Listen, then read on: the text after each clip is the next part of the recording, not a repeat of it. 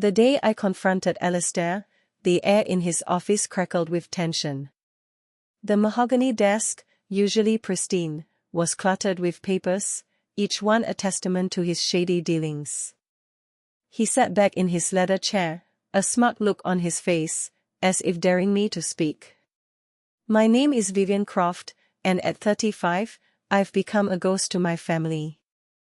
Not in the literal sense, though sometimes I wish it were that simple. No, I'm a ghost because they refuse to acknowledge me, to speak my name. All because I dared to peel back the gilded veneer of the Croft family and expose the rot beneath. It started with Uncle Alistair. Charming, charismatic, and utterly corrupt. He built his empire, and by extension, the Croft family's fortune, on lies and deceit. Stolen patents, backroom deals, and a complete disregard for anything resembling ethics.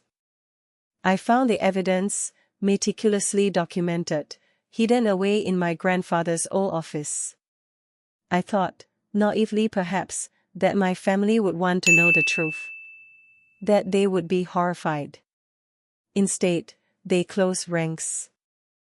Alistair was family, after all. And family, apparently, trumps morality. They accused me of jealousy, of trying to tear them down. They disowned me, banished me from Croft Manor, the grand, imposing house on the hill that had been my childhood home. A home built, ironically, on the very patterns Alistair stole. Croft Manor. It looms large in my memory, a symbol of everything I've lost and everything I'm fighting against. It's more than just a house, it's a monument to their greed, their arrogance, their complete lack of conscience. And it's structurally unsound, both literally and figuratively. Alistair, in his endless pursuit of wealth, cut corners during renovations, burying toxic waste beneath the foundations. Waste that seeped into the ground, poisoned the water, and ultimately, killed my mother. That's why I'm doing this. This isn't just about exposing Alistair's corruption. It's about justice for my mother, for all the lives he's carelessly ruined in his climb to the top. It's about tearing down that monument to greed, brick by tainted brick. Croft Manor. It wasn't just a house, it was a statement. Pushed atop the highest hill overlooking the town, it was a constant reminder of the Croft family's wealth and power. A Gothic monstrosity of grey stone and imposing spires, it seemed to cast a long, dark shadow over everything below. To the townsfolk, it was a symbol of success, a place of lavish parties and whispered secrets. To me, it was a cage. Built in the late 1800s by my great-grandfather, Elias Croft, the manor was originally intended to be a testament to his ingenuity. Elias was an inventor, a brilliant mind who held numerous patents for groundbreaking technologies. Patents that Alistair conveniently rediscovered after Elias's death, claiming them as his own and using them to build his empire. The house itself was a labyrinth of echoing hallways, dusty libraries, and grand ballrooms that hadn't seen a dance in decades. Each room was filled with antique furniture, priceless paintings, and other opulent displays of wealth.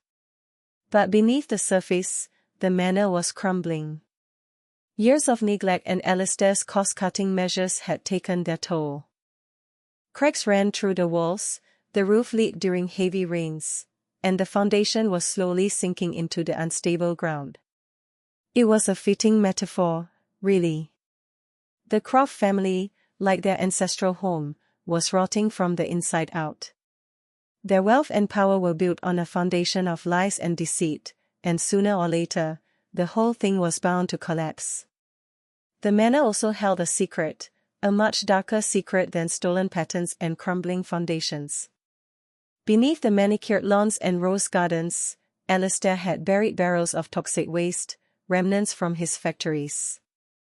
A convenient way to dispose of hazardous materials, saving him millions in disposal fees. Little did he know, that decision would ultimately be his undoing. And mine. It was the instrument of my mother's death, and now, it would be the weapon of my vengeance.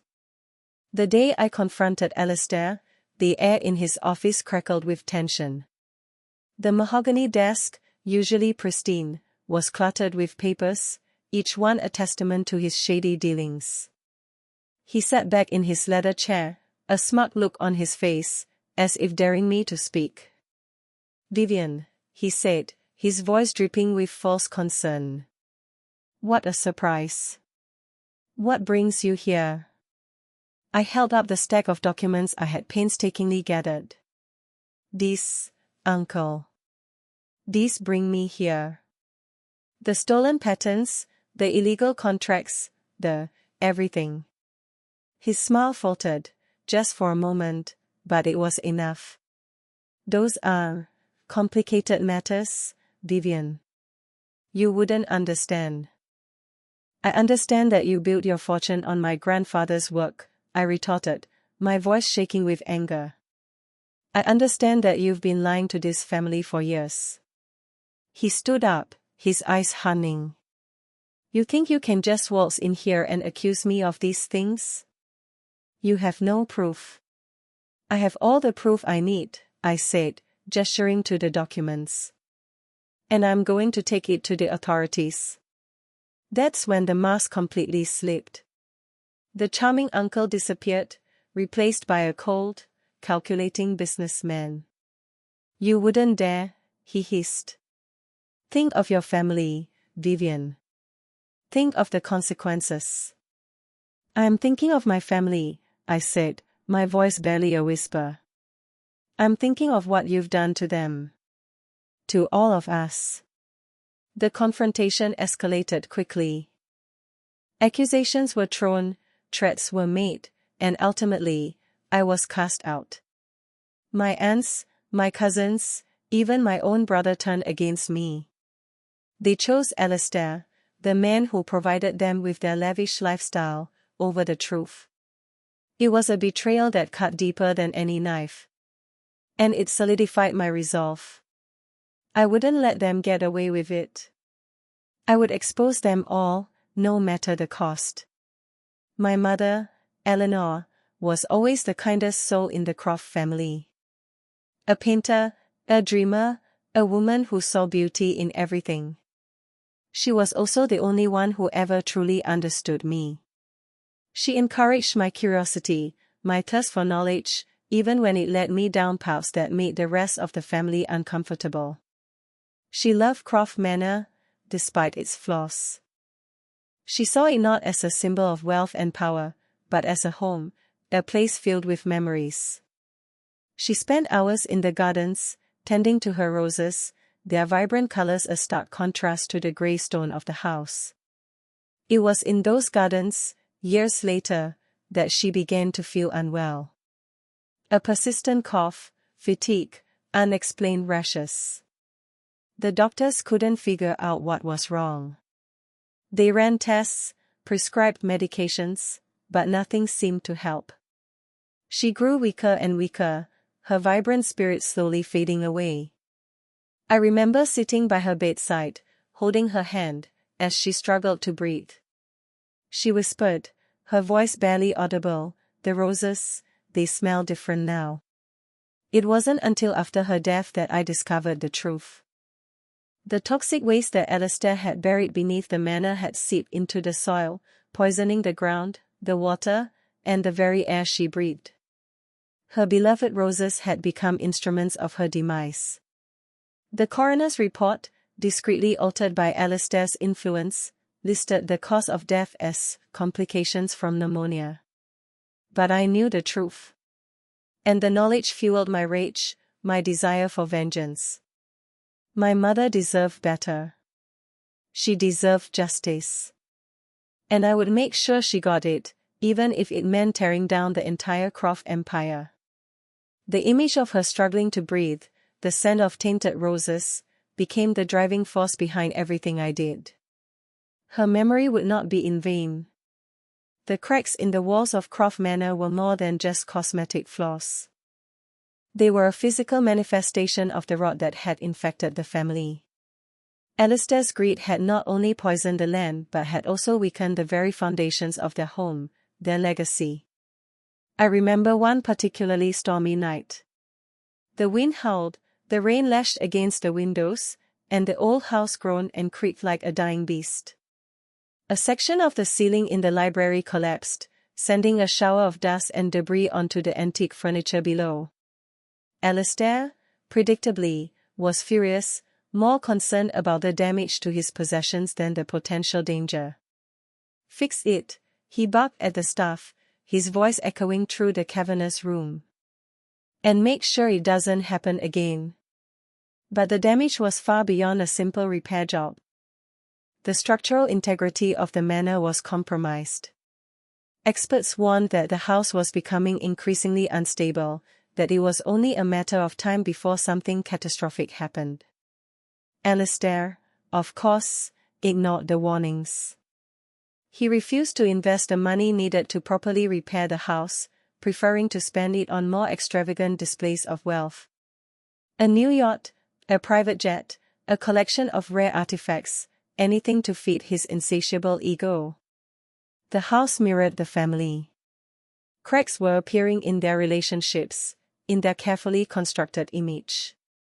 The secrets, the lies, the betrayals, they were all eating away at them from the inside out. And just like the manor, they were on the verge of collapse. I saw it then, the perfect opportunity. The toxic waste, the structural instability, the family's crumbling facade, it was all coming together. I just needed to give it a little push. And that push came in the form of an anonymous tip to the Environmental Protection Agency. Let them uncover Alistair's dirty secret. Let them expose the truth to the world. Let the sirens wail and the walls come crashing down. The anonymous tip was carefully worded, a precise dance of accusation and plausible deniability. I detailed the suspected illegal dumping of hazardous waste on the Croft Manor property, providing specific coordinates based on old construction blueprints I had secretly copied years ago. I made no mention of Alistair by name, focusing instead on the potential environmental hazards and the risk to the local community. I used a burner phone and a public Wi-Fi hotspot, meticulously covering my tracks. I knew Alistair would be suspicious, that he would try to figure out who had turned him in. But I was careful, methodical. I left no trace. The waiting was agonizing. Days turned into weeks, and I started to wonder if my plan had failed. Had the EPA dismissed the tip as a prank? Had Alistair somehow managed to intercept the investigation? Then, one morning, I saw them. 2 black SUVs, unmarked but unmistakable, pulled up to the gates of Croft Manor. Men and women in official-looking uniforms emerged, carrying clipboards and sophisticated equipment. The EPA had arrived. I watched from a distance, a safe distance, my heart pounding in my chest. I could almost feel the tremors of anticipation, the satisfaction of knowing that my plan was finally in motion. This was it. The first domino had fallen. My vengeance wasn't just about exposing Alistair's crimes. It was about reclaiming my life, my family's honor, and my mother's memory. It was about showing them that they couldn't just sweep their sins under the rug, that they couldn't silence the truth forever. It was about making them pay for what they had done. And the EPA's arrival was just the beginning. The sirens were coming. I could almost hear them already. From my vantage point on the opposite hill, I watched as the EPA team approached the manor. The lead agent, a stern-faced woman with short, cropped hair, spoke briefly with Alistair at the front door. I couldn't hear their words, but I could imagine the carefully constructed lies Alistair was spinning, the attempts to downplay the situation. The agents fanned out across the grounds, their equipment glinting in the sunlight. They carried handheld scanners, soil sample kits, and ground-penetrating radar devices. They moved with a methodical precision, their faces betraying nothing. The tension was palpable. Even from a distance, I could feel the weight of the moment, the sense that something momentous was about to happen. The air was still, the birds were silent, as if the entire world was holding its breath. Alistair followed the agents, his face a mask of forced composure. I could see the beads of sweat on his forehead, the subtle tremor in his hands. He knew what was coming. He knew that his carefully constructed world was about to come crashing down around him. The agents began their scan near the rose garden, the very place where my mother had spent so much of her time. A bitter irony washed over me. The flowers that had brought her so much joy had also been her undoing. They moved slowly, deliberately, their scanners emitting a low, rhythmic hum. The hum grew louder as they approached the area where the toxic waste was buried. I held my breath, my heart pounding in my chest. Any minute now. The lead agent stopped, her eyes fixed on the screen of her scanner. She exchanged a look with her colleague, a silent communication that spoke volumes. Then, she turned to Alistair, her expression unreadable. "Mr. Croft," she said, her voice clear and steady. "We need to talk." The game was up. I knew I couldn't stay away.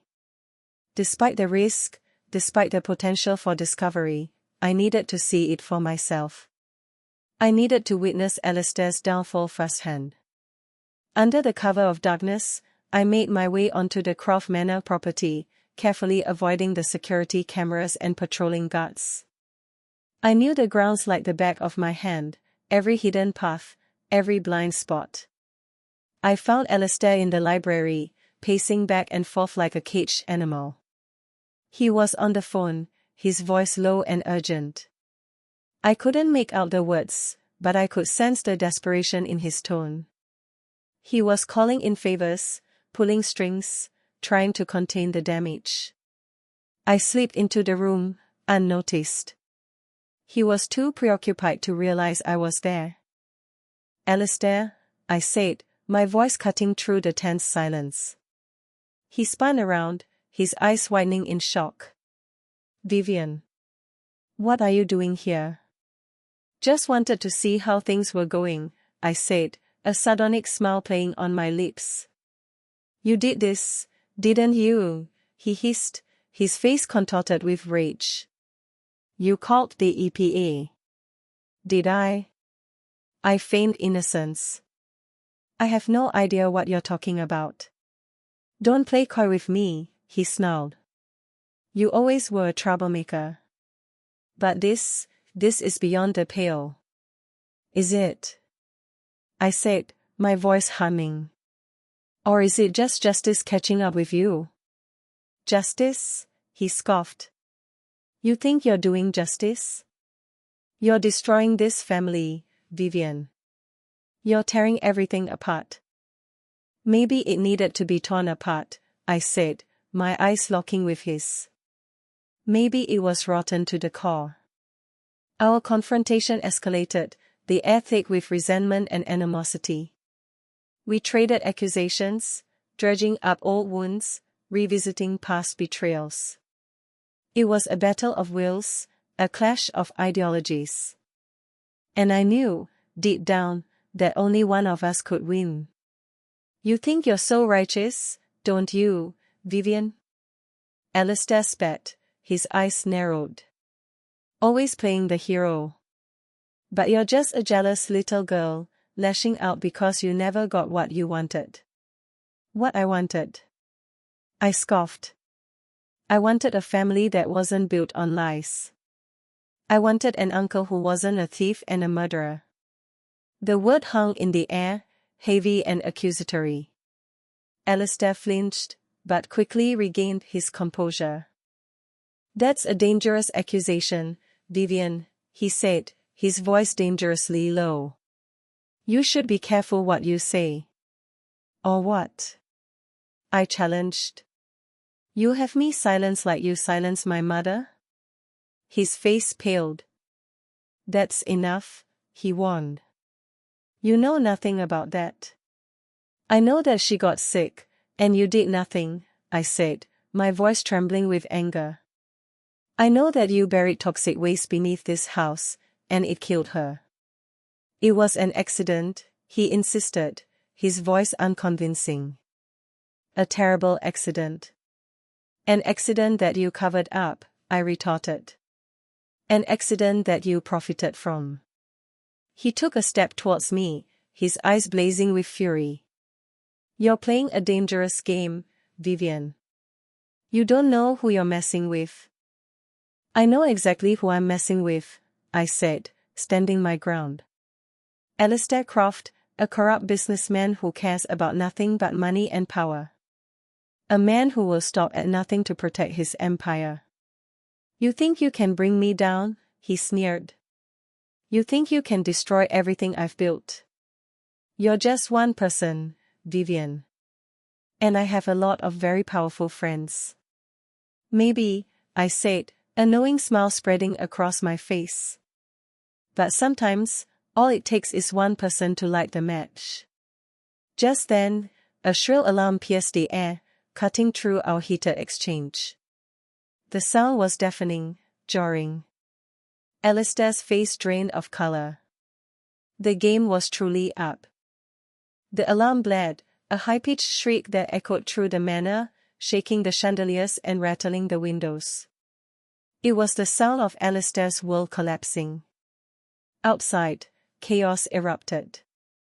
The EPA agents scrambled, their faces grim. They knew what the alarm meant, a major environmental hazard. The lead agent barked orders into her radio, summoning reinforcements. Within minutes, additional vehicles arrived, sirens wailing, lights flashing. The quiet, secluded world of Croft Manor was shattered by the harsh reality of Alistair's crimes. I watched from the library window, a grim satisfaction washing over me. The sirens were music to my ears. Alistair stood frozen, his face ashen. He knew that there was no escape, that his carefully constructed lies had finally been exposed. The EPA agents converged on the area near the rose garden, their scanners buzzing and beeping. They began digging, their shovels biting into the earth. The stench of chemicals filled the air, a putrid, acrid smell that made my stomach churn. They unearthed the first barrel, rusty and corroded, its contents leaking into the soil. The lead agent examined it, her face grim. She held up a Geiger counter, and the needle shot off the scale.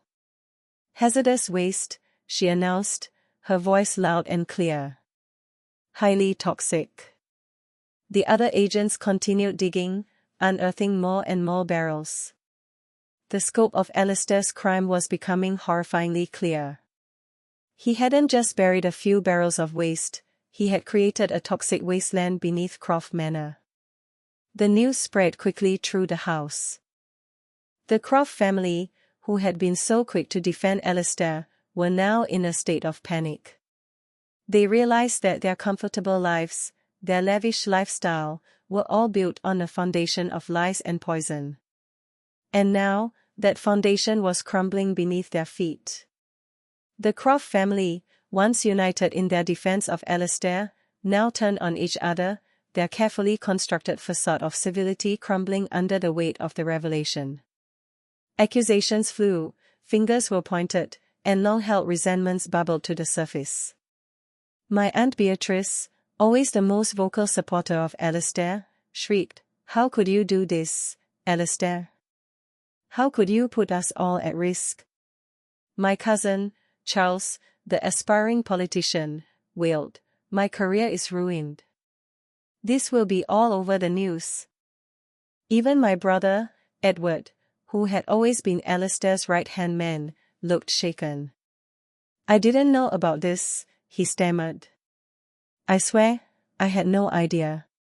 Alistair, surrounded by the wreckage of his empire, could only stare blankly ahead, his face a mask of defeat. He had lost. The EPA agents, meanwhile, were busy evacuating the house and cordoning off the area. They ordered everyone to stay back, warning of the dangers of exposure to the toxic chemicals. The townspeople, who had once looked up to the Crofts with envy and admiration, now gathered outside the gates, their faces a mixture of shock and outrage. The mighty Croft family, once untouchable, was now the object of scorn and ridicule. I watched it all unfold, a sense of grim satisfaction washing over me. This was what I had wanted, what I had worked so hard to achieve. The truth had been exposed, the guilty had been punished, and the scales of justice had finally been balanced. But as I watched the chaos unfold, a flicker of doubt crept into my mind. Had I gone too far? Was this vengeance worth the cost? Had I destroyed my family in the process of destroying Alistair? The sirens wailed, a constant reminder of the devastation that had been wrought. And in the midst of the chaos, I couldn't help but wonder if I had truly won. Or if I had simply lost everything. Alistair, cornered and desperate, tried to salvage what he could. He attempted to bribe the EPA agents, offering them vast sums of money to look the other way. He pleaded with his family, promising to fix everything, to make it all go away. But it was too late. The damage was done. The EPA agents, incorruptible, refused his bribes. They placed him under arrest, charging him with multiple environmental violations. His family, realizing the full extent of his crimes and the potential consequences for themselves, abandoned him.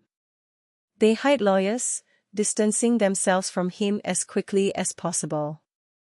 My Aunt Beatrice, who had once idolized Alistair, now screamed at him, "You've ruined us all. You're a monster." My cousin, Charles, the politician, declared that he was shocked and appalled by Alistair's actions and that he had severed all ties with him. Even my brother, Edward, turned his back on Alistair, claiming that he had been completely unaware of his uncle's illegal activities. Alistair, stripped of his power, his wealth, and his family, was left utterly alone. He was a broken man, his empire reduced to ashes. But even in his defeat, he refused to accept responsibility for his actions. He blamed me, of course. He accused me of being a vindictive, spiteful woman who had destroyed his life out of jealousy. "You'll regret this, Vivian," he snarled as the EPA agents led him away in handcuffs. "You'll regret what you've done." His words hung in the air, a chilling reminder that my vengeance had come at a cost. I had destroyed Alistair, but I had also destroyed my family. And I couldn't help but wonder if it had all been worth it. The sirens continued to wail, a mournful dirge for a family that was no more. The hill suddenly felt very cold. Even after his arrest, Alistair's influence lingered. He used his remaining resources to try and discredit the EPA report, hiring lawyers to argue that the evidence was circumstantial, the testing flawed. He even attempted to spread rumors about the lead agent, trying to paint her as biased and incompetent. But the evidence was overwhelming. The toxic waste was undeniable, the environmental damage irreversible. Alistair then turned his attention to me. He hired private investigators to follow me, to dig up dirt on my past. He spread lies about me to my friends and colleagues, trying to isolate me, to make me doubt myself. He even sent me veiled threats, anonymous phone calls, and cryptic messages. He wanted to scare me, to silence me, to make me regret what I had done. But I refused to be intimidated. I had come too far, sacrificed too much, to back down now. I knew that Alistair was desperate, that he was lashing out in a futile attempt to regain control. I contacted the authorities, reporting his harassment and intimidation. I documented everything, building a case against him. I also took steps to protect myself. I installed security cameras at my apartment, changed my phone number, and avoided going out alone at night. I knew that Alistair was dangerous, that he was capable of anything. But I was determined to stand my ground, to see my vengeance through to the end. The legal battles dragged on for months, a protracted and exhausting ordeal. Alistair fought every step of the way, using his wealth and influence to delay the proceedings and muddy the waters. But in the end, justice prevailed. The court ruled in favor of the EPA, upholding the charges against Alistair. He was sentenced to a long prison term and ordered to pay a hefty fine. His empire crumbled completely. His companies were seized, his assets were frozen, and his reputation was ruined beyond repair. Alistair Croft, the once powerful and untouchable businessman, was finally brought to justice. The weight of his guilt and my mother's memory weighed heavy in my heart. What had it cost? And what was left? Watching Alistair being led away in handcuffs, I felt a surge of something akin to triumph. Years of planning, of sacrifice, of unwavering determination, had finally paid off. I had exposed his crimes, brought him to justice, and avenged my mother's death. But the satisfaction was fleeting, tainted by a bitter aftertaste. As I looked around at the devastated landscape of Croft Manor, the shattered remnants of my family, I couldn't help but wonder if the victory was worth the price. The house itself was a wreck. The EPA had deemed it uninhabitable, a toxic wasteland that would require years of remediation. The structural damage, exacerbated by the illegal dumping, made it beyond repair. Croft Manor, the symbol of the family's wealth and power, was destined for demolition. My family was scattered, broken beyond repair. My aunts and cousins were facing financial ruin, their reputations tarnished by Alistair's crimes. My brother, Edward, was ostracized by his peers, his career in tatters. And me? I was alone, estranged from my family, haunted by the memories of the past. I had achieved my vengeance, but at what cost? I stood on the hill overlooking Croft Manor, the sirens still wailing in the distance. The setting sun cast long, ominous shadows across the land. It was a scene of utter desolation, a testament to the destructive power of greed and revenge. I closed my eyes, trying to conjure up an image of my mother, her kind face, her gentle smile. I wanted to believe that she would be proud of what I had done, that she would approve of my actions. But all I could hear was Alistair's voice, echoing in my mind, "You regret this, Vivian. You regret what you've done." And in that moment, I knew that he was right. My vengeance had come at too high a price. I had destroyed my enemy, but I had also destroyed myself. A tear ran down my cheek. Triumph had never tasted so bitter. The manor, with all its secrets, would soon be gone. Would I ever truly be free? The demolition of Croft Manor was a spectacle. The news media descended upon the town, their cameras capturing every moment of the house's final destruction. The once proud mansion, the symbol of the Croft family's wealth and power, was reduced to rubble in a matter of hours. I watched from a distance, a strange mix of emotions swirling within me. There was a sense of closure, of finality. The past was gone, buried beneath the debris of the demolished house. But there was also a sense of loss, of sadness. Croft Manor, despite its flaws, had been my home, a place filled with memories, both good and bad. Now, it was nothing more than a pile of rubble, a reminder of the destructive power of greed and revenge. The Croft family's reputation was in tatters.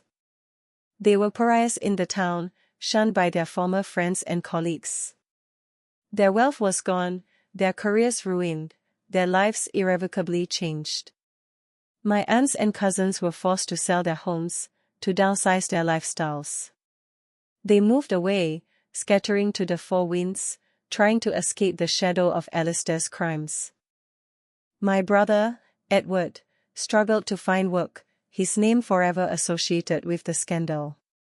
He tried to reach out to me, to apologize for his past behavior, but I couldn't bring myself to forgive him.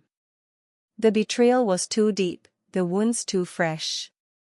Alistair, meanwhile, languished in prison, his power and influence gone. He was a forgotten man, a relic of a bygone era. The town slowly began to heal, to move on from the scandal. But the scars remained, a permanent reminder of the darkness that had once gripped their community. And I, too, was left with scars, both visible and invisible, a constant reminder of the price of my vengeance. The land where Croft Manor once stood would be cleaned, remediated, and perhaps, someday, something new would grow. But what about me? Could I ever truly be cleansed of the poison of the past? Would I ever find peace? The hill remained, silent and empty. Years have passed since the demolition of Croft Manor. The land has been cleaned, the soil remediated. A new park has been built on the site, a place of green grass and flowering trees, a stark contrast to the darkness that once permeated the area. I visit the park occasionally, sitting on a bench beneath the shade of an old oak tree.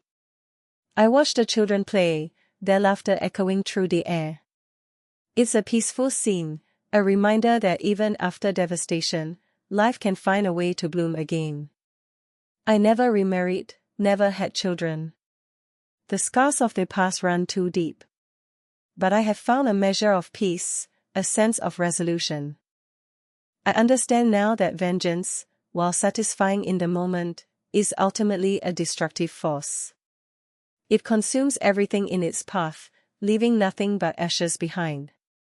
I also understand that forgiveness is not always possible, or even desirable. Some wounds are too deep to heal, some betrayals too great to forgive. But I have learned to accept the past, to acknowledge its impact on my life, without allowing it to define me. I have learned to live with the consequences of my actions, to make peace with the choices I have made. Alistair died in prison a few years ago, a broken and forgotten man. I didn't feel any sense of joy or satisfaction at his death. Only a profound sense of sadness. My brother, Edward, eventually found some measure of success in a new career, far away from the shadow of the Croft family. We have spoken a few times over the years, tentatively, cautiously. There is a fragile truce between us, a mutual understanding of the pain we have both endured. I don't know if I will ever truly be free of the past. But I have come to realize that freedom is not about erasing the past, but about learning to live with it, to find meaning in it, to use it to build a better future. I stand up and look out over the park, and for the first time, I see not just the ghosts of the past, but the promise of a new beginning. My mother would have liked this park. Maybe, just maybe, I finally did right by her. Thank you for spending your time with my story. Feel free to share your thoughts or reactions in the comments. I'd love to hear from you.